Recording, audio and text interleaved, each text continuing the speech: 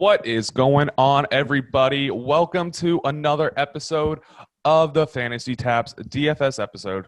We've got Hugh here. Hugh, how was your week 2? Did you make a lot of money? Did you make anyone happy? No. Last week, looking back at it, I did not play too well. We talked about in the morning, being able to pivot to those later afternoon games. I did not play Cooper Cup. I faded him. I faded the chalk, and I had to eat the chalk really hard. And so I was scrambling for the afternoon games and made the decision to leave the Dallas Chargers game, which was actually pretty good, but switched off to DK Metcalf and to AJ Brown, thinking that the old college teammates were going to go, catch for catch and try and battle each other out. And found out that AJ Brown couldn't even catch a cold if he tried. So kind of switched off to the wrong game and really torpedoed the players, not really a game, but, process was sound, just switched off to the wrong players and really torpedoed all my lineups. No, I'm going to be honest with you. I did the same. I only played 3 lineups, but not one of them are braggable. Can't say anything about it. I lost all 3. But this week, it's different. We're gonna be much better this week. Get some money in your pockets. Put some money in my pocket, hopefully, because I kind of need it after last week. So let's jump into it. Miles or Hugh, is there anything that you're looking at this week that's making you play a little bit differently than compared to how you were the past 2 weeks? Yes, so kind of looking at trends and scores and stuff like that. Kind of looking at tournament sizes, kind of getting a broad, macro view of everything going on. If you're looking back at weeks 1 and 2 through Draftkings and the Millie Maker and stuff like that, so anything over about 100,000 entries, at week 1 you needed to score 222 points. Week 2 at 200,000 you needed to score 233, and week 1 with any tournaments under 40,000 is about 200 points, and then in week 2 is 183. So it kind of shows that although you may want to put $3 to $5 down in a tournament that has mass amount of entries and just a high amount of variance, you're probably going to get lost in the shuffle if you're not scoring pretty high, and you're not going to be able to cash. And your maybe overall DFX experience is probably not going to be as good as, let's say, somebody who's playing maybe $25, $50 in a tournament with a smaller field, and they're having a little bit more success in min cashing. So you could almost look at it that way. Like, you kind of pay up for a smaller field, and you might be able to double up. Most of the times, if you're min cashing in those smaller fields, you're doubling up, or you're getting about 60% return. So there's a couple of tournaments that I've played this week already on Thursday slate where it was $25 and came out with 60. So Okay, hey, a profit is profit. I like yeah. it though. Obviously having the ability to not have to score as many points to make money obviously means that you can take some more solid plays without having to find that one guy that's going to break out in a Derrick Henry week. So I'm going to have to say I like that too.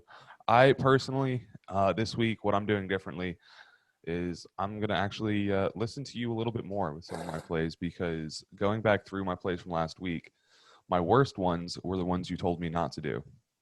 And I will be honest about that. So let's jump into this week. We're going to start off with our quarterbacks.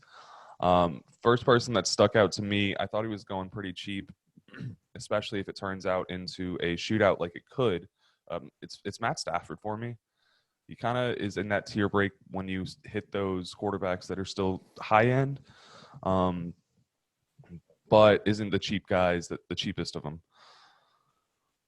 Yeah. That game projects to do well. Looking at the Vegas totals right now, the Rams have an implied team total of 27, and that game has an over-under of 55. The way that both teams have been playing, they're not really running the ball so much. You don't run the ball against Tampa Bay. You don't run the ball against the Rams. They've just been successful against the run. So I think both quarterback plays are viable, but I think with most of the ownership probably landing on Brady with his success with Godwin's and Evans, and I don't know if Antonio's going to be there for the game with COVID results, but with Gronk and such, like you're probably going to catch less ownership on Stafford. So it's a good play. Okay.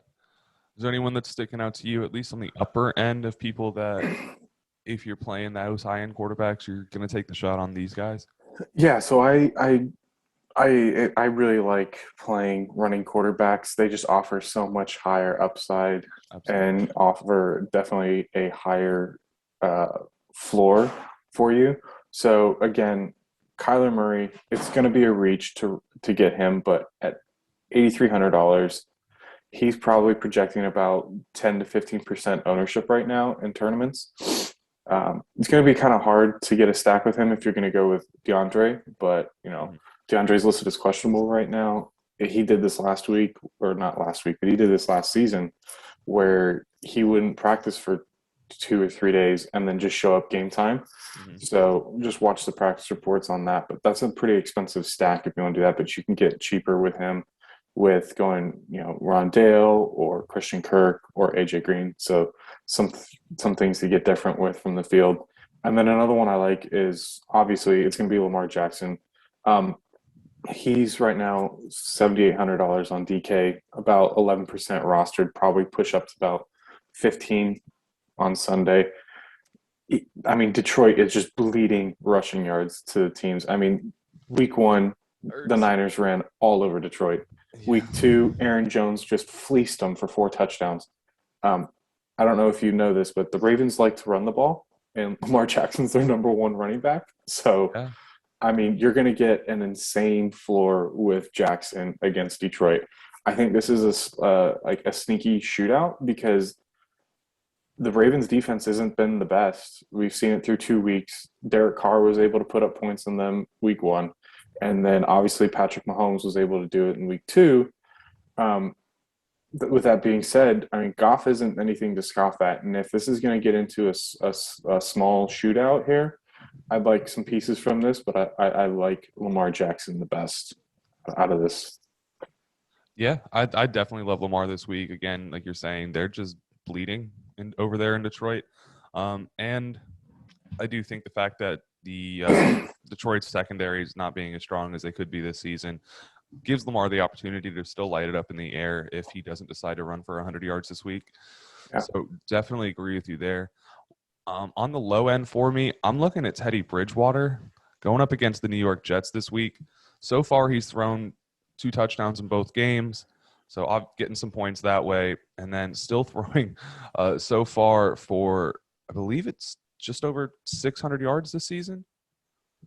So yeah, I'm not, I think Bridgewater is a capable quarterback. I think he's a good value saver, but I just don't think he offers some of the upside that some of these other lower end guys. I mean, I could see a narrative where Bridgewater's going to throw, but I've never, you're not going to.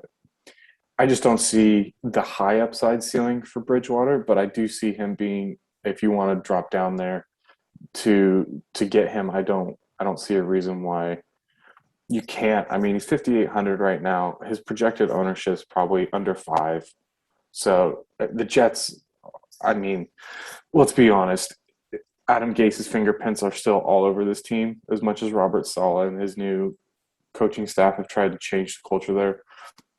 It's probably going to be a year or 2 for them to get rid of everybody that Gase liked, because you still have to have players.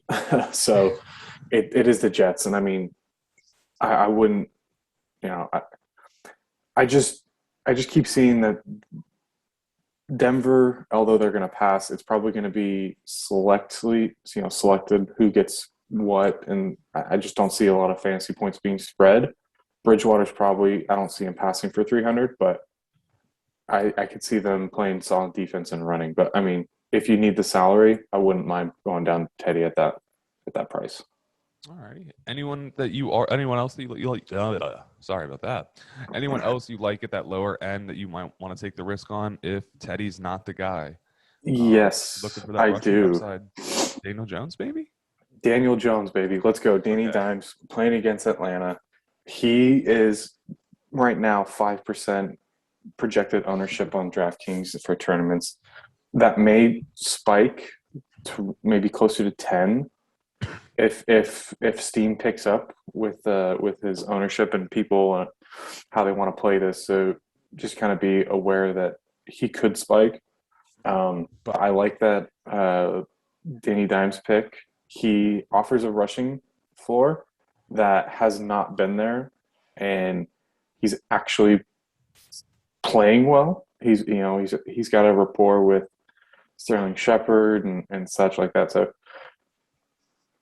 with this Atlanta defense, man, they're just like they're horrible. Yeah, it's I don't know what else to say, but they can't cover anybody. They're horrible against the rush.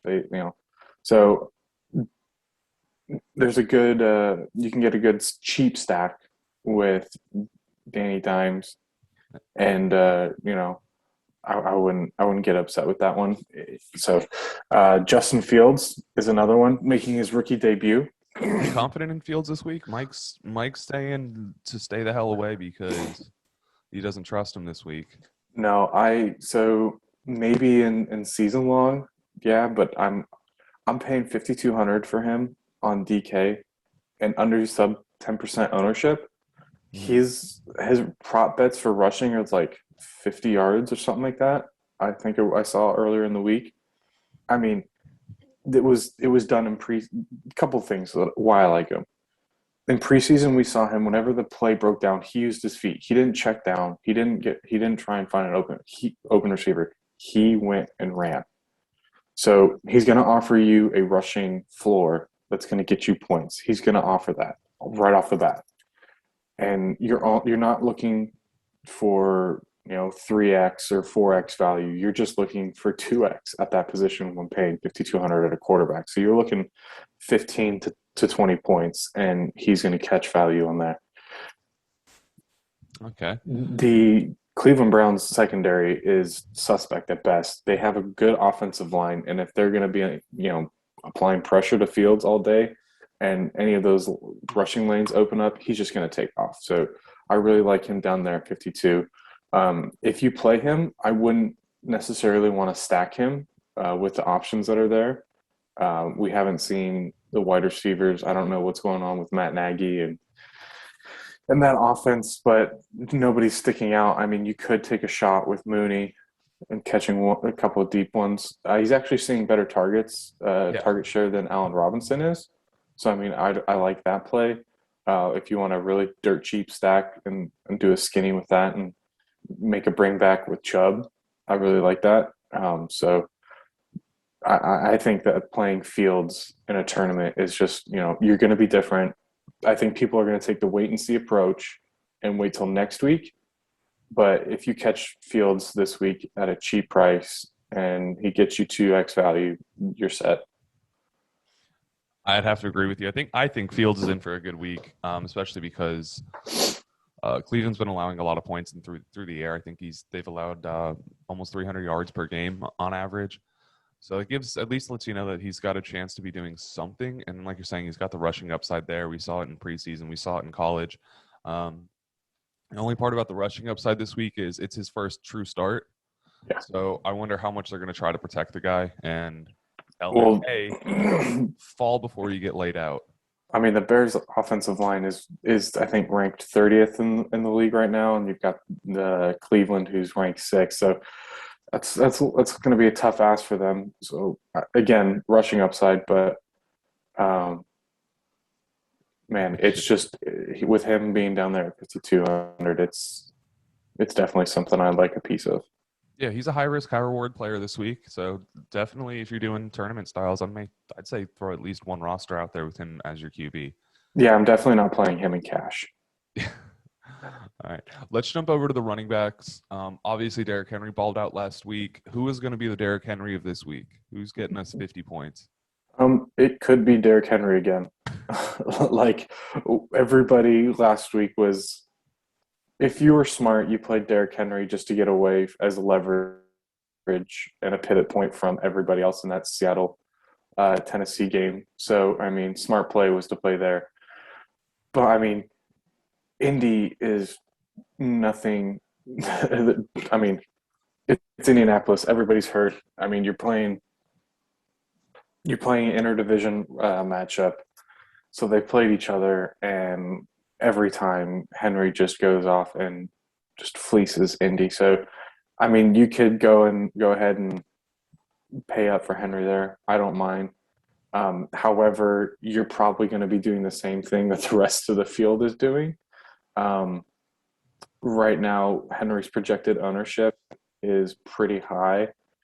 Going to look at it. He's around 20%. And about at that point, paying up at 8,600, 20% is kind of where you'd want to shy away. But God, this guy is just so good. Like they lost their two offensive linemen, the best two that they have, Taylor Lewan and God, I can't remember the other guy's name, but they lost him last week, and he still took the Seattle defense for a ride and fleeced them for 50. So you can go ahead and fire up Derrick Henry again. Another one that I like that probably won't catch the ownership, but you're going to have to look at this. So, two-parter here. Dalvin Cook. The Seahawks have been bleeding points to the running back position. I think they're first in fantasy points against by the running back. Yes, Taylor and Hines just toasted them week one for about 20 points apiece. And then obviously we just talked about Derrick Henry and what he did in week two. So coming in here, they run the ball through Cook. Only thing to monitor is Cook's injury. So if he's going to be injured, I think chalk starts, if it's a game time decision. So if you're going to play Cook, be ready to pivot to Alexander Madison. However, so is the rest of the field at 6K for Alexander Madison. So I'd just be aware of that for when you're making lineups on Sunday morning. Sorry, I had a little bit of a technical difficulty here. No, I agree. Now, are you? Let's say I'm just looking into it now. His ankle, as of 30 minutes ago, they're still calling him questionable to play Sunday. Now, if you build your lineup and you see that Sunday morning Dalvin Cook's out, do you edit and go straight to Alexander Madison, or do you use that budget that you have available now that you're not playing Cook to go another high-end player? Or do you stick in that game knowing Madison's more than likely going to have a solid one? So I'm going to go against – this could come back to bite me again, playing against chalk. But if you want to stay away from that chalk and you want to get away from Alexander Madison, I think there's a better play at this to save cash and go somewhere else for your tournaments. And that is paying all the way down for Clyde Edwards-Helaire at $4,800 and being leverage or being a pivot from playing Kelsey, Tyreek, and Mahomes. So you can still grab a solid running back play there. I mean, at 4,800, you're only looking for 50 yards and a touchdown. You're not really looking for much more than to grab value at that position. So I would stay away from Madison because everybody's going to go and play him. And I think some people are going to leave the ownership of CEH. So at that one, I think I wouldn't pivot down to Madison and I'd just go down to Clyde. I have to. I'm not sure. I'm feeling Clyde this week, but I'm on the same boat as you, where I'm saying I'm not jumping on a Madison, especially in a DFS, because I do think that's literally where every single person is going to go. And if that's the case, he doesn't have a good day. If you went any other direction, you've made an incredible play. Yeah. And we saw it last year. He had one game where he was supposed to be taking over a strong snap share because Dalvin Cook was out, and he busted terribly. I believe it was a 0-point game, and hurt everyone that played him. So if it happens, you could save your butt there. Are there any cheap running backs that you're looking into? Someone that I was interested in was Trey Sermon this week. mainly in the fact that he might be the only running back that's taken a snap for San Francisco before this weekend. Yeah, if you're playing any wraparound tournaments and in the Sunday night game, I think that's a good call there. The best O line and D line matchup is the Niners going against the um, Green Bay Packers. Without Za'Darius Smith there, the Packers defensive line just looks like pedestrian at best. So that's a good call if you're playing a wraparound tournament. Like, And the Niners just obviously run the ball first. So having anybody, but from that backfield. But again, you're playing which one's going to come out of the hat for Kyle Shanahan. That's kind of you're you're trying to guess as much as everyone else is, and so if you guess right, you're going to win. If not, you're screwed. In the main slate, I'm looking at two players in particular, three actually. Deandre Swift at 5,800, projecting at under 15% ownership. Saquon Barkley, 6,500 at 17% ownership. You're never going to see that guy down there ever again. And Joe Mixon, 6,300 at 15% ownership. So going down the list, Swift, I mean, if this is going to be that small boat race that I've been talking about with Denver and Baltimore, I want pieces of that. And if Baltimore gets up early, I could see them using Swift in the pass game, like we've seen Jared Goff just jumping down to Swift, getting those easy targets. PPR doesn't need to score. You're going to get there on the pass game alone. Then again, Saquon Barkley. The guy showed it last week. He's got burst. He's got the acceleration. He made that 40-yard run. I don't see them I see them taking off the restrictions this week. Everybody was saying, "Oh, you got to wait. I think this is the week, and I'd rather be on him early than later. And having him down at $6,500, I don't think you're going to see him here the rest of the season. Barring injury, then playing him against Atlanta, they're just leaking points everywhere. So that would be a good play for me. And then I think this Cincinnati-Pittsburgh game, with T.J. Watt being questionable to play, or has he been ruled out this morning? I didn't see anything about him. Let's see. Let me look here. Yeah, he's officially questionable for week 3. I mean, that's going to cause some concern for the run game or the run stopping game or the run stopping game for Pittsburgh. So that's always been a highly contested series between Pittsburgh and Cincinnati. It's a rivalry game. It's an AFC North game. Anything can happen there. So I actually like Cincinnati to beat Pittsburgh in this game. So I think with Cincinnati, love it. Their pass rate over expectation has been just way under. I think they're using Joe Mixon to just run the ball and taking everything away from Joe Burrow so he doesn't have to stand back and get schwacked. And he's only having small amount of pass attempts per game. So I really like Joe Mixon in this situation, and I think it offers a little bit of leverage on the field that people are going to go elsewhere. I actually love that you brought that up because we did our bets episode. If anyone wants to go check that out, it should already be posted. But I brought up during the episode that I said, I wouldn't be surprised if the Steelers actually lose the game. And the looks I got from Mike and Brad looked at me like I was crazy. Like when I said the Jags were going to lose week 1, and they both looked at me like I was crazy. So let's jump over to the wide receiver. Obviously, something to keep your mind on, DeAndre Hopkins is still considered questionable for Sunday's game.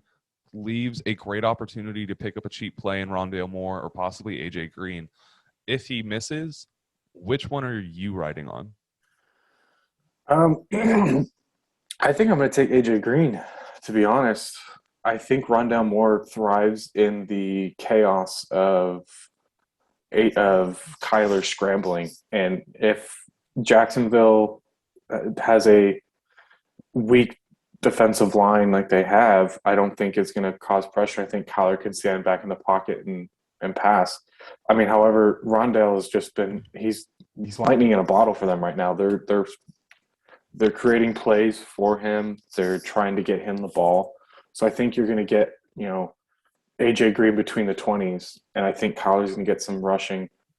So again, like we talked about when we were talking about Kyler, it's again, you're just thinking about the salary usage there with paying all the way up for Kyler at this point.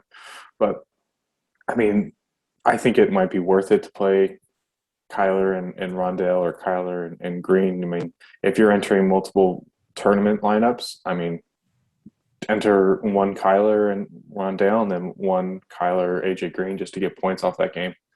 And you can have a cheap bring back with Marvin Jones in a tournament. So that's a good idea. I like it. Now, obviously some games that are very, very hyped this week, especially just for the quarterbacks passing. So these receivers, going to have receivers that might have big days. We're talking about the Chargers versus the Chiefs this week, Tampa going up against the Rams. So out of those guys, I'm looking at Cooper Kupp here. He's going for 6,800, but he's been producing as the best wide receiver in the league outside of Tyler Lockett as far as fantasy points are going, or in Deebo Samuel. So Cooper Kupp has projected like the highest ownership all out of any player this week. He's projected higher than Derrick Henry is. He's getting up there about 30-40% ownership. So I think in cash, I think you start your lineup build Cooper Kupp, and then where am I going from there? Stafford has eyes for Kupp, and he's not going anywhere else. He's going for Kupp, and the way you beat Tampa Bay is through the air. Their secondary has been suspect this year. So if you're looking for, this is now, mind you, this is in cash. So you're going to have an expensive stack if you're going to go Brady, Godwin, and a bring back in Kupp. Oh, wow. Yeah. Just be aware of how much salary you're going to burn with that. So, I mean, I liked it. I just be aware of how much you're going to burn there and that. And then, again, Chiefs and LA, just be cognizant of how much cash you're actually going to burn from your salary going there. I think somebody who is going under the radar, I think people have mentioned him, but he is still just producing at an amazing rate, is Mike Williams. And so I think if you're playing in cash and you want to, not necessarily cash, if you're playing in a tournament and you want to get somebody that's getting the points, I think they're utilizing Mike Williams in that Mike Thomas role from Joe Lombardi. So against the Chiefs, this is going to be a shootout. So, I mean, you can stack Herbert and Williams with maybe a bring back in Kelsey, because I think it's not going to be Tyreek's week again. I think it's going to be Kelsey week with Derwin James going over to help coverage on Tyreek. So I like that Mike Williams play in that game. I don't know. What do you think? I like Mike Williams a lot so far this season, and I think everyone's going to be leaning on Keenan Allen going up first. So I do think he's the off-chalk play that has almost as much upside, if not more. He's actually been outproducing Keenan Allen so far this year, so I love it. I think another one from that game, just kind of, we didn't mention him in the running back section, but Austin Eckler. Oh, yeah, true. He is somebody, if you want to pivot, you can pivot to Eckler. Now, the only hesitation I have is if Cook is out, I can see when people are scrolling down through to create their tournament lineups, I could see people seeing, okay, Cook's out. Okay, the next one I need to go to is Austin Eckler. So, excuse me, he's under 20% ownership right now, but I think if Cook's out, I think a lot of that ownership switches from Cook and goes to Eckler in that instance. So I would just be careful with Eckler in that case. But I think if you want to run a Chiefs stack, like a Mahomes, Kelsey, Robinson or Mahomes, Kelsey, Hardman, you can get a bring back in Eckler just because last week we saw it, 9 targets to the running back position. So, All right. Anyone else that you're seeing out of these receivers that you're really into? Maybe some cheap guys, some middle of the pack cost. yeah, I think another real quick. I think just a squeaky wheel. I think DK Metcalf is a good play if you're looking into that Seattle Minnesota game. Defense sucks in both teams, so I think Metcalf, Jefferson, Thielen, Lockett, they're all in play for higher price guys. Kind of going down into the little lower tier. Godwin I like because last year when the Rams played the Tampa Bay Buccaneers, Ramsey shadow covered Mike Evans. And so I think Godwin and Brady are getting a mind meld right now between the 20s. PPR, you're not really looking for a score again. He can get there on volume alone. He's 6,100, under 20% ownership right now. Another one, obviously Cooper Kupp. Everybody's going to play him though. But again, very cash viable. Another one that people probably aren't going to play, and I like this for tournaments. With Deontay Johnson gone, Juju against Cincy. Ben can't throw more than 10 yards down the field. He's gone. And with his pec injury as well now, they're going to be babying him.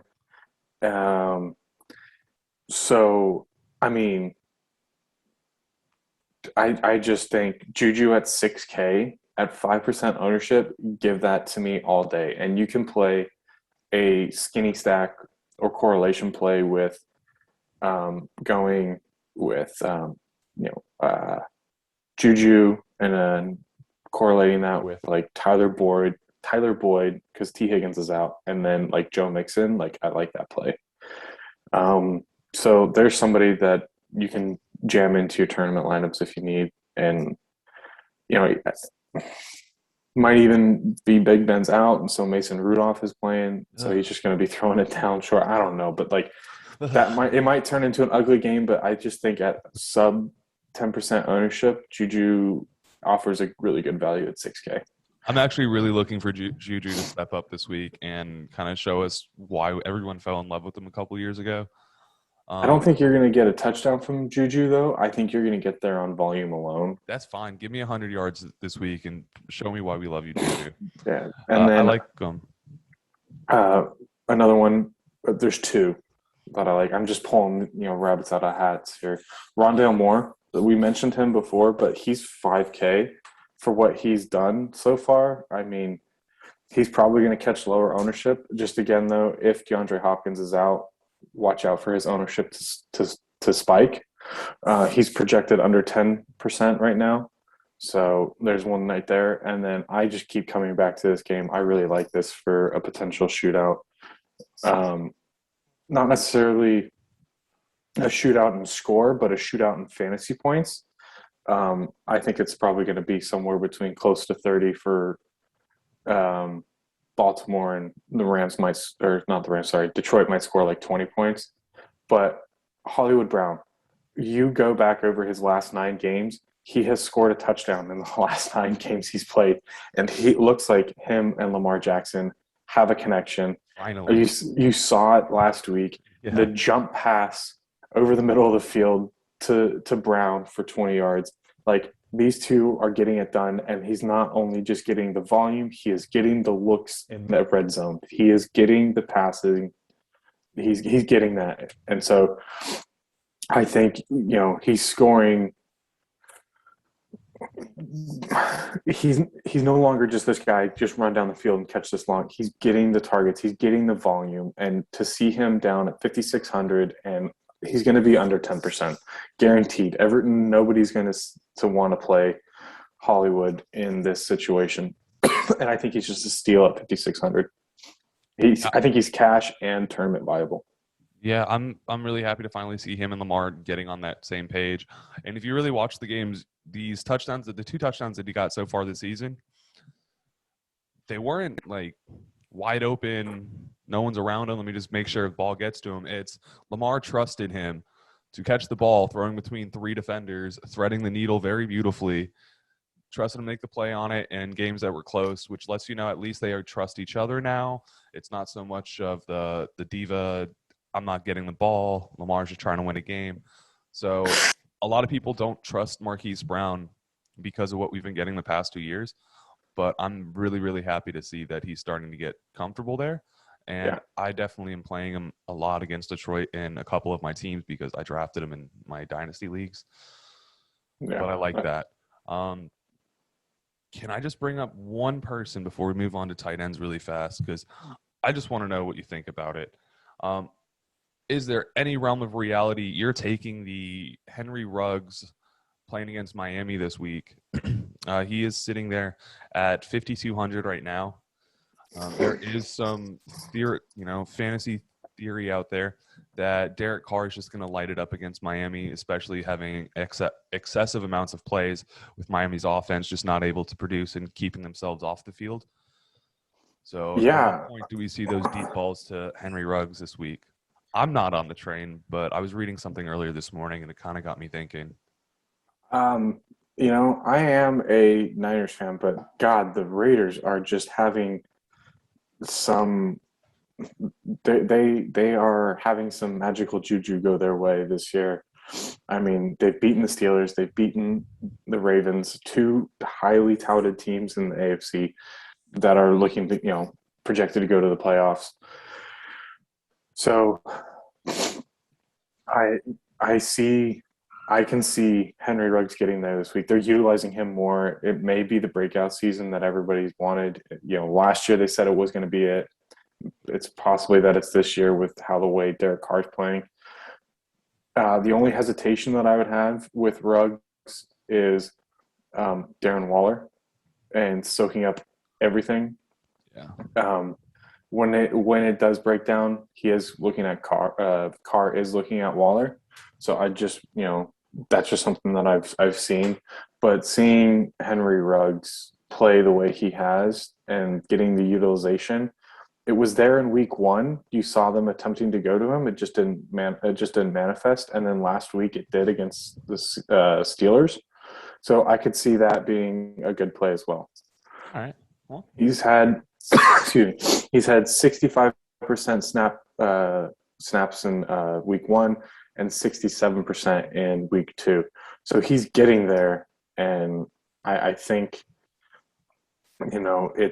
it's just a matter of time before he's going to be consistent. That's what you're looking for in that. But I think as a tournament play, I think Ruggs is definitely viable. All right. Well, hey, let's make it happen. Let's jump over to tight ends. It's a desolate position, and it is just such a crapshoot every week unless you pick some of the guys that are the top 5.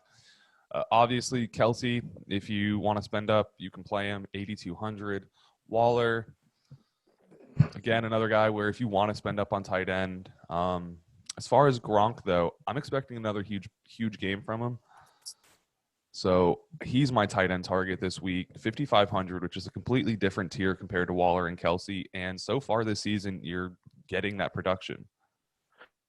Yeah, I think Gronk, he's got Brady's eyes down in the red zone area, and he just gets open. He just knows where to find the seam, and I'm not buying that narrative that he said on the Manning broadcast where he's like, I just show up to work and Tom tells me what to do. I mean, you don't get there. He's a gifted, talented athlete, but I don't think you just get there alone.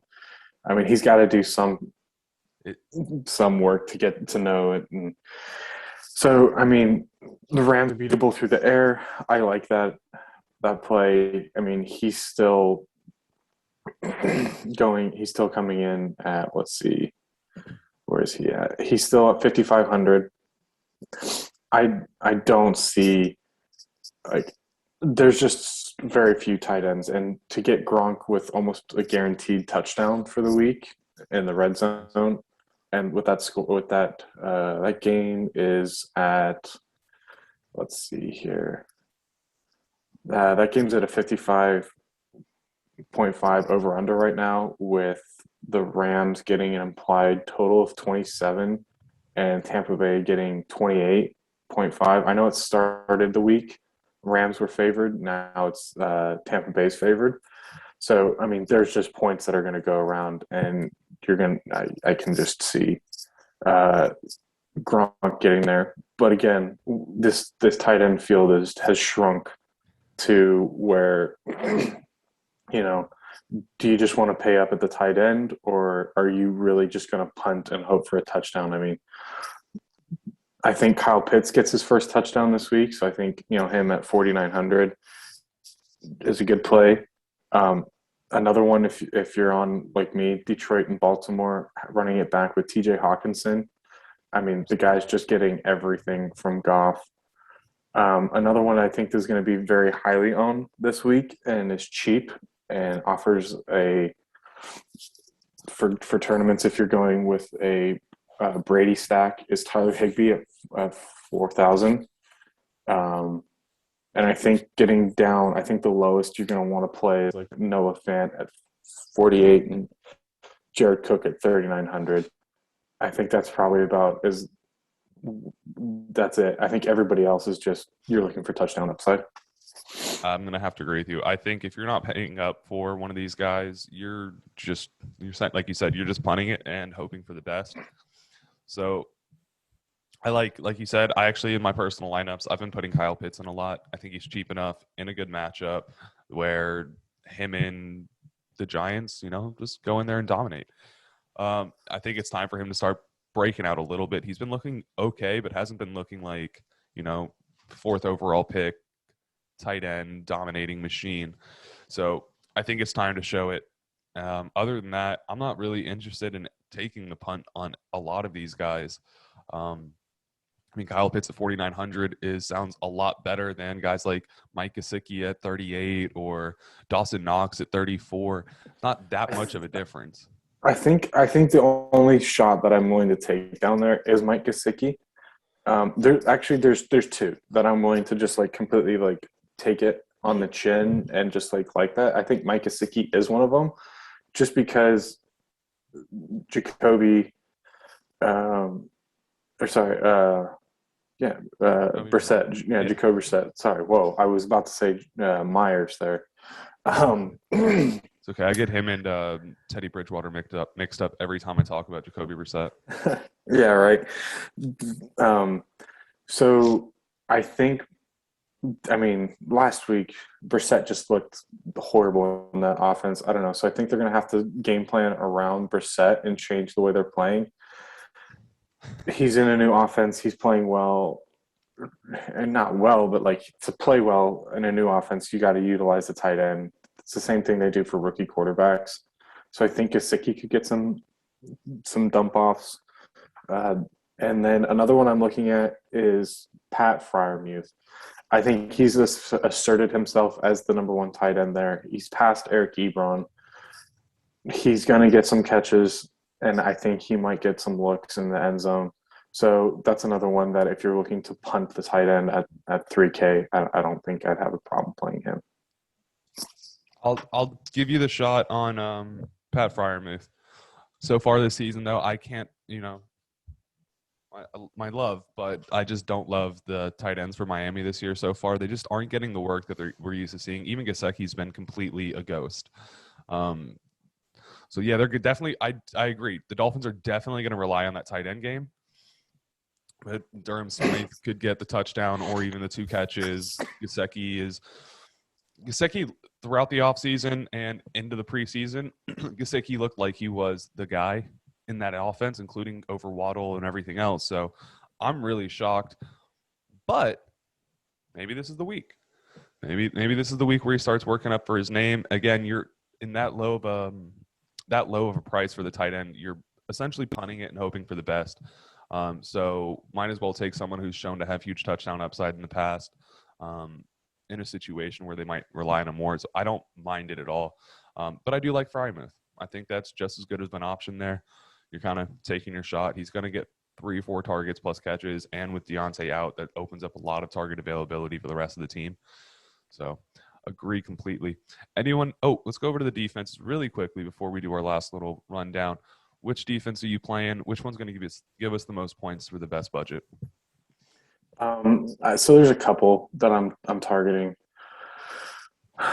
If you're looking for a pay up and you're looking for solid guaranteed points, I don't know if you're going to get the high upside, because that is just something that we can't predict week to week. Broncos with the Jets coming into town, $4,300 on DK. Zach Wilson, I don't know, the memes floating around that there might be time that Zach Wilson's seeing ghosts out there in reference to Sam Darnold last year. But Denver has a very strong defensive line, and their cornerbacks aren't too shabby as well. So if Zach Wilson's seeing pressure, he's just going to throw it again. You're going to look for some picks. So it's going to be a pretty good one there. Arizona, I think, against Jacksonville is another one that you can look at. And then they are 3K, and then another one down there, the Browns against Chicago. Even though Fields is probably going to run against them, I could see him making rookie mistakes and throwing a couple interceptions and taking some sacks, maybe a fumble there. Another one that I'm looking at, if you're looking to get really disgusting and pay all the way down to 2,100, I like the Bengals against Pittsburgh. I've already mentioned that I could take them in an upset. Okay. So I just think that with Ben's arm being shot and it being an AFC North matchup, that anything can happen, and they have some upside to walk away with some points there. Yeah, and then I think another one you might like. You're going to have to pay up just a little bit, but I think the Raiders, their defensive line is just playing out of their minds right now, and they're going at home against Miami. I think that's just like a good play against them right now with Brissett coming in, and he doesn't offer very high upside on interceptions, just because he doesn't throw the ball. But when he does, he's not very accurate. So maybe a low interception upside, but you are looking for sacks there with the way that defensive line is being anchored by Max Crosby, and they're playing at home, so they're going to get the bump there. So I like the Raiders as well. Fair enough. Yeah, you were right. The team I was targeting the most, obviously, Cardinals going up against Jacksonville.